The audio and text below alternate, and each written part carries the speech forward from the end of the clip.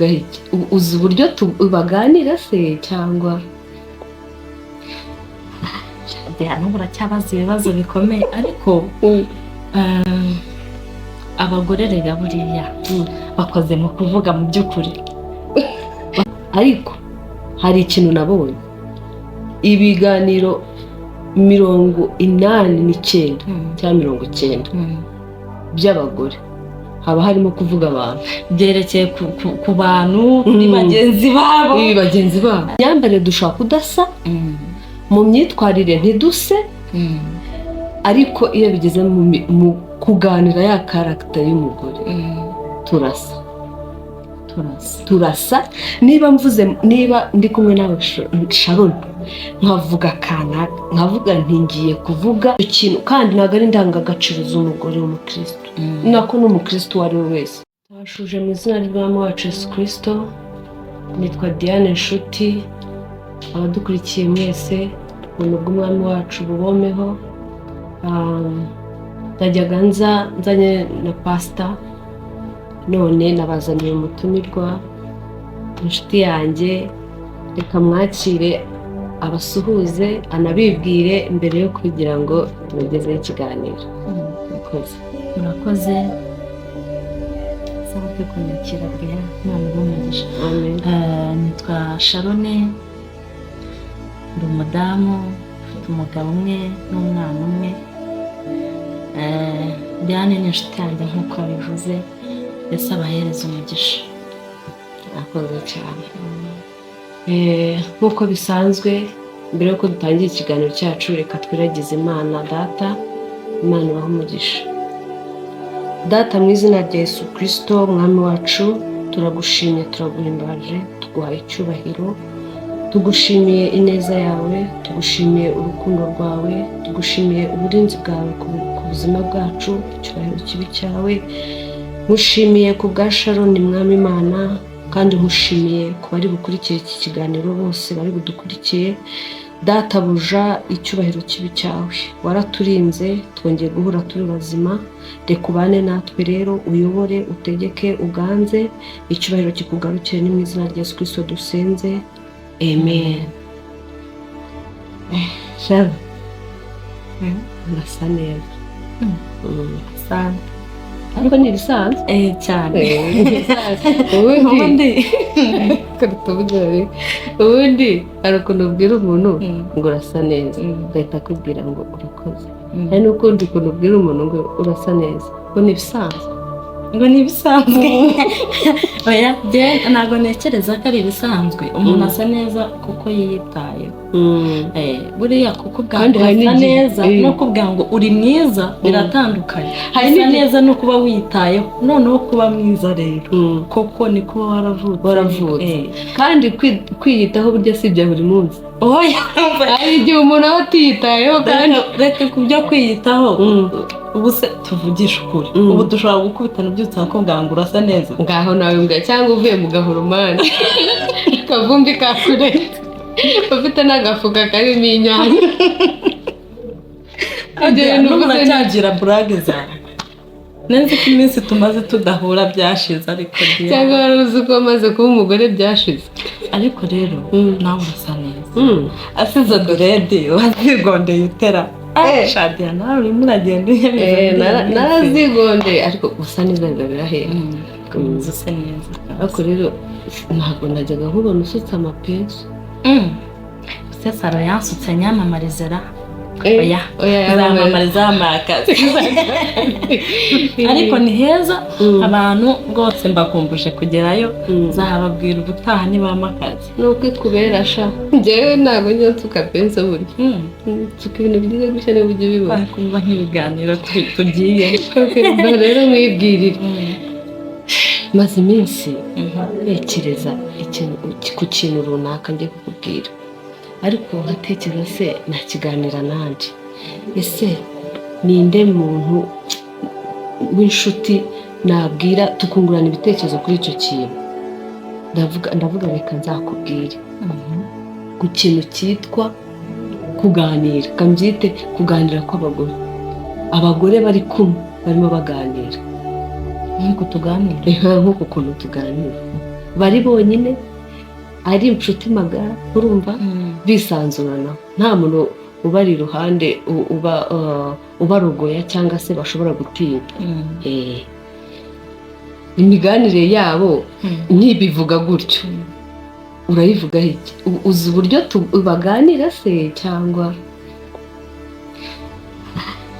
n'ubu uracyabaza ibibazo bikomeye ariko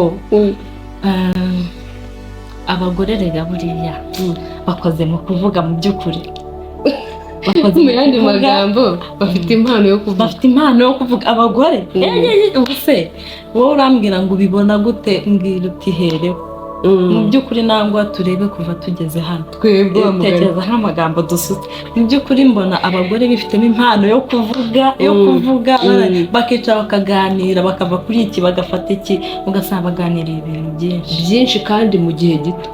Ego kwisobanura byinshi mu gihe gito kandi yava naho ngaho ari mu nzira agenda agahamagara akavuga ati hari icyo nibagiwe kukubwira.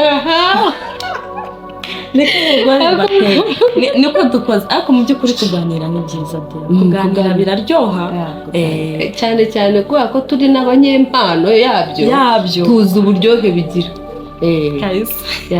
tugira impano kabisa. Rero hari ikintu natekerejeho nk'uko twavuga kuganira n'ubundi ni umuco. Umuntu yagusuye mugomba kuganira, ntabwo ugomba kwicara hariya nawe ngo wicara aha ufate smartphone mujye muraganira. Ariko abagore tugira umwihariko, turavuga urumva ku kuganira. Ariko hari ikintu nabonye, ibiganiro 89 cyangwa 90 by'abagore haba harimo kuvuga abantu byerekeye ku bantu kuri bagenzi babo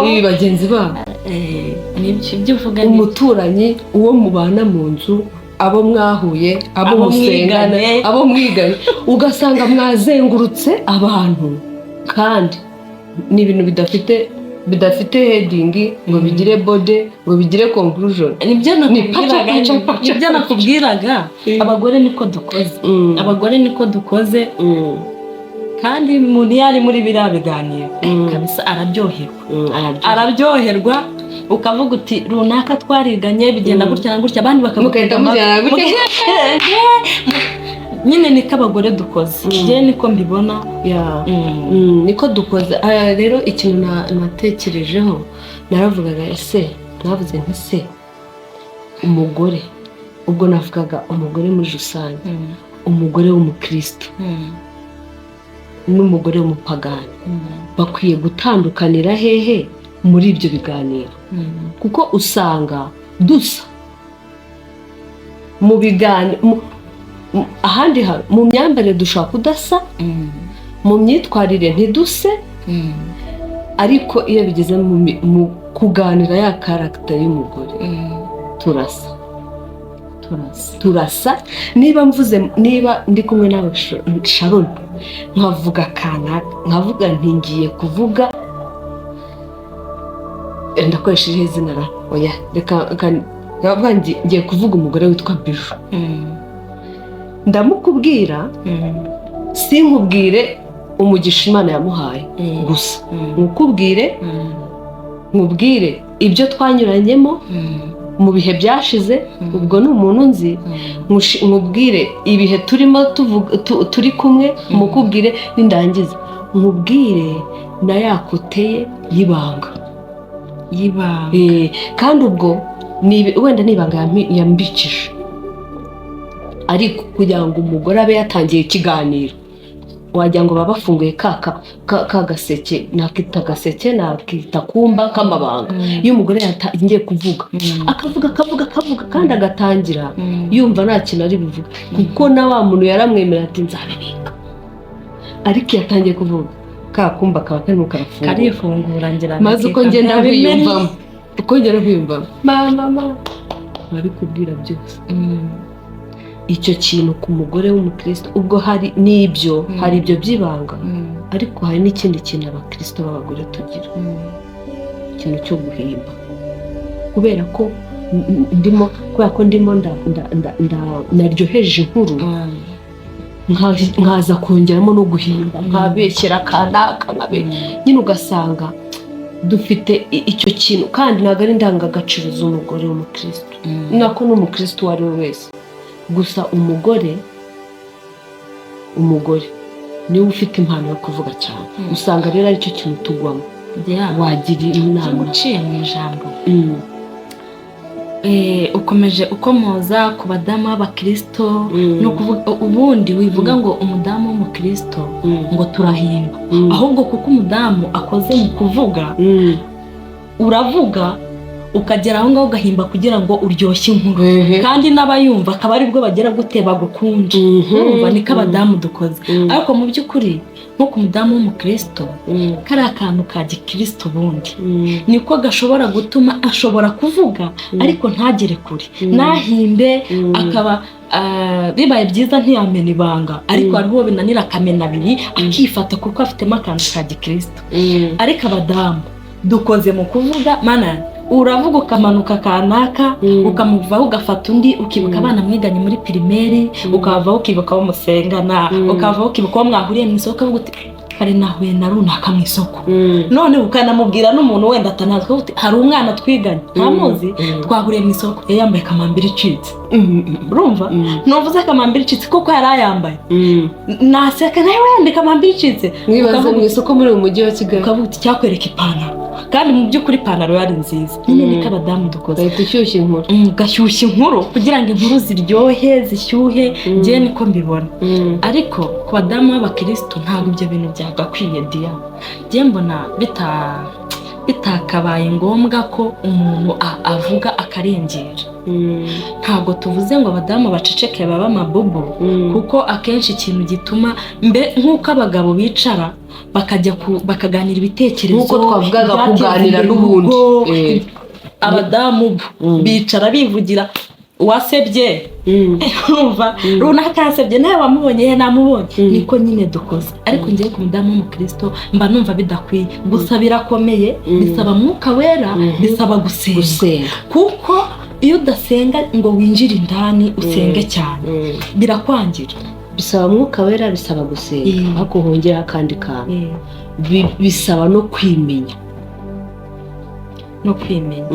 bisaba no kwimenya bisaba n'ubwenge ikindi kintu bisaba no kumenya ko icyo kintu atari cyo ushobora kuba utasenze n'umwuka atagusuye ariko muri wowe ukavuga ati iki kintu kinteranya n'abantu iki kintu oya kamuca mu ijambo wivuga ngo iki kintu kinteranya n'abantu kuko warakigerageje ahubwo uvuga ngo ndi umukristo ntabwo nzigera nyigwamo n'umunsi n'umwe ukavuga uti njyewe ndi umukristo aho wicaye ukavuga uti ndi umukristo rero impamvu nkubwiye mwuka wera no gusenga buriya mwuka wera aragukomanga akakugata ariko ntabwo uzi ko uri umukristo ariko ntabwo uzi yuko uvuye gusenga ariko se ntabwo wigishije amahame ya gikristo imbuto z'umwuka se ntabwo uzizi akagukomanga utamufite inshuti yanjye abadamu uravuga mu yandi magambo birashoboka ko umudamu w'umukristo yabaho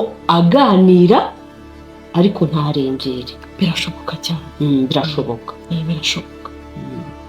nibyo impano yo kuvuga turayifite nta naho yajya ariko igengwa na nyirayo ariko hari ijambo umunyarwanda yavuze burya abanyarwanda bacaga imigani uracyagira imigani ariko ntabwo ari imwe nk'iy'abakecuru bibiliya yabo ni imigani nyine ugiye kugakubita nko mu cyongereza ugasemura usigaye ukivuga cyane hari umugani bavugaga ngo uwanze kuvuga ngo yaheze mu nda ya nyina uwo mugani rero abantu bajya bawitwaza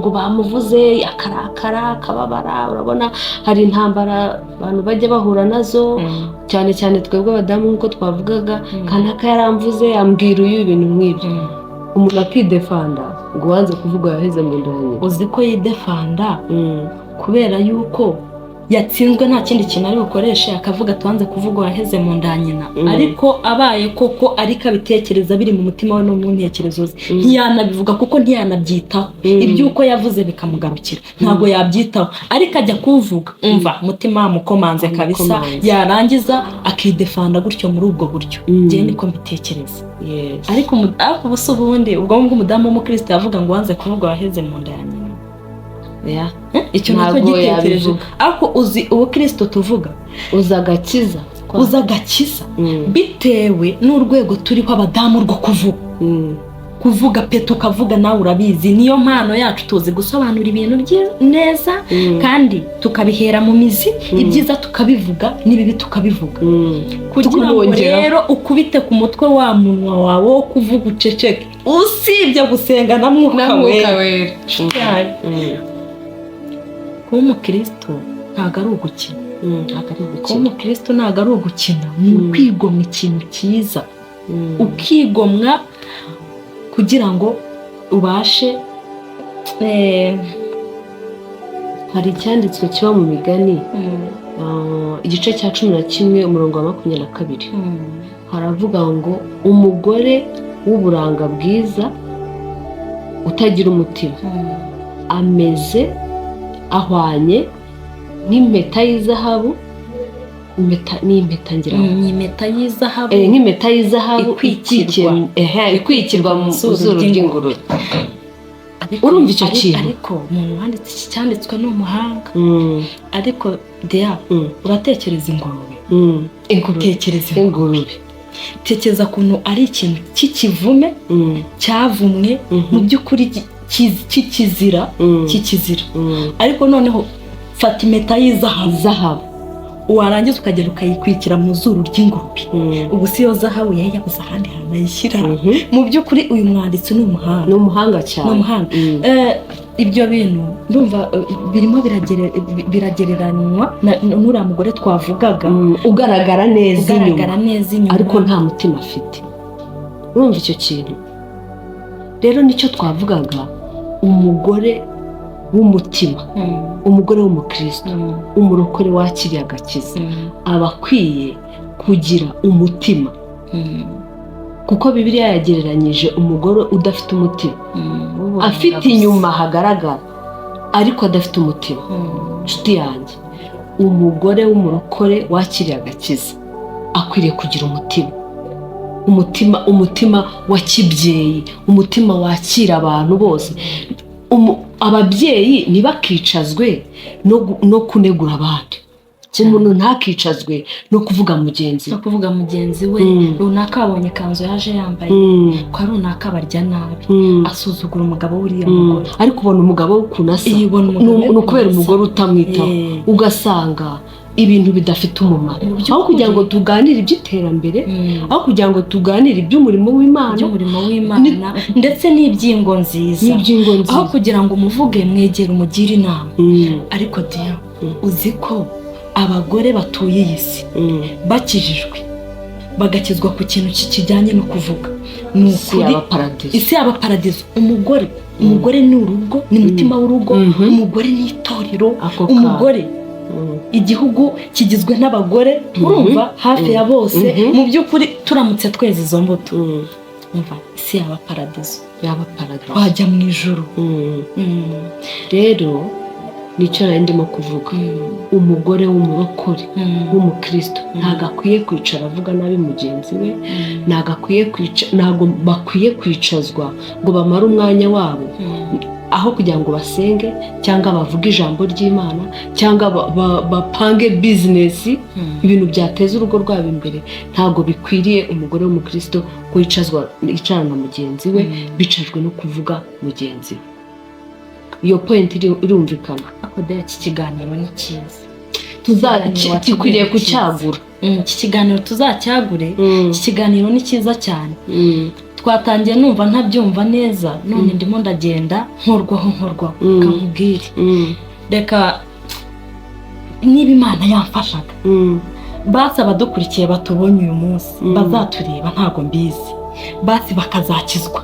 ku kintu kijyanye no kuvuga ibintu bitari ngombwa ntabwo abantu tuvuga ngo baceceke baba amabubu, ariko muvuga ibijyanye n'umurimo w'Imana, muvuga ibijyanye n'ibiteza imbere urugo rwanyu, nimuvuga umuntu muvuga ibyiza, nimuvuga umuntu muvuga ibyiza. Arega umva, rega buriya umuntu uzi iyo muvuze ibyiza niyo yaba afite ibibi kuri we, ukamuvuga ibyiza bimutera gukosorana bya bindi bibi, kuko ntawe udakunda kuvugwa neza. Bimutera gukosorana bya bindi bibi, ntawe udakunda kuvugwa neza. Imana ifashe dukizwe nicyo kimangira ngiye kuvuga. Imana ifashe dukizwe, abadamu dukijijwe yo dukizwe. Imana imfashe idufashanye n'abadamu bose bo mu gihugu, n'abadamu mwe turabakunda, ariko mureke dukijijwe kuri aka kana karimi Imana yatwishimira. Ariko Imana uzi ukundi ikunda abadamu. Uzi umudamu wapfukamye imbere y'Imana ayinginga, ayirira asuka amarira, ariko ikintu kikwereka ko Imana idukunda, uzi ko yirengagiza bya bindi byose twiriwe byose, ikaza ikakumva kurusha umugabo. Imana iradukunda, ahubwo ntabwo tubizi. Abadamu bagenzi bacu, Imana iradukunda urukundo ruhebuje, ariko twayinezeza mu buryo bwo kwikosora. Hasigaye akana kakama tugakosora, murebe ukuntu isi tuyihindura paradizo. Dore noneho n'ubuyobozi bwacu bwashyize umugore imbere cyane. Mu itorero turayobora cyane, dufite amatorero, umudamu ukabona afite itorero yahagurukije, afite n'amashami hirya no hino. Abadamu ni abanyembaraga, abadamu ni abanyembaraga. Kuri ako kantu nubwo katari karimo, ariko ku badamu icyo kintu uvuze ngo ni abanyembaraga. Uzi umudamu arabyara, akarera, agatunganya iby'urugo, akirirwa mu kazi ugafite n'ibyo mu rugo akaba azi ko ukuntu birimo biragenda. Ibyo bintu wese akabifatira icyarimwe. Yagera mu rugo ugasanga niwe urimo urabitunganya kandi atarahari, kandi avuye mu kazi afite umunaniro, kandi ku cyumweru baramupanze kari uzayobora amateraniro cyangwa akigisha, akita ku mugabo. Abana mu gitondo arabyuka ajya ku rusengero ayobore, aze kandi ararashyize ibintu ku murongo, ejo kandi azatwara abana ku ishuri, kandi n'abari mu kazi azahamagara abana batashye, watetse, buri kintu cyose akagikurikira. Abadamu ni abanyembaraga. Ipasi ya papa roganira, imyenda ya papa roganira iteye ipasi, ibintu byose bikabiri ku murongo cyane, bikaba ku murongo, adahari cyangwa se ahari. Akantu dukwiye kwikosoraho ni kamwe, ariko n'Imana bidufashemo. Niba abadamu badukurikiye ni ukuri batwumvaga bakazabikurikiza, natwe ubwacu tukabikurikiza, umva twajya mu ijoro. Mu yandi magambo twasoza tuvuga ngo umudamu wumva afite ako kantu, kuko hari abamaze kugatsinda, barahari nubwo atari benshi. Hanyuma uwo mudamu wumva byananiye kandi akaba akirwana nabyo, n'utajyaga byitaho akaba atwumvishije, yumvise iki kiganiro, gusenga. Umudamu wumva afite icyo kintu kandi akaba yarakigerageje cyaranze, n'undi utari uzi ko agifite ariko akaba asanze ari defu, igisubizo ni iki? Ni ugusenga, ni ugusaba Imana imbabazi, no guhinduka, no gusaba Imana ikamushoboza. Reka dusoze ikiganiro cyacu dushimira abantu badukurikiye. Imana ibahe umugisha, mwakoze kudukurikira, n'ubutaha muzabane natwe. Imana yo mu ijuru ibahe umugisha. Reka twakire Shallon adusengere. Mwakoze. Kadusenge. Imana Mwami Yesu, turagushimye, tuguha icyubahiro Mana yacu, tugushimiye ko wabanye natwe kuri uyu munsi, tugushimiye ko udukoresheje Mwami Imana yacu muri iki kiganiro, magambo tuvugiye hano azagirire benshi akamaro, Mana yacu, abazayareba bazahinduke. Kandi Mwami Imana ikomeye, turisuzumye nk'abadamu usanga ahari intege nke cyane zacu ari hariya, ariko utubabarire Mwami Imana yacu. Nsabiye buri mudamu wese imbabazi, umubabarire. Kandi Mwami Imana uduhereze guhinduka by'ukuri, natwe tuzahora tugushima tuvuga ko uri uwera, mu izina rya Yesu Kristo, amen. Bye bye.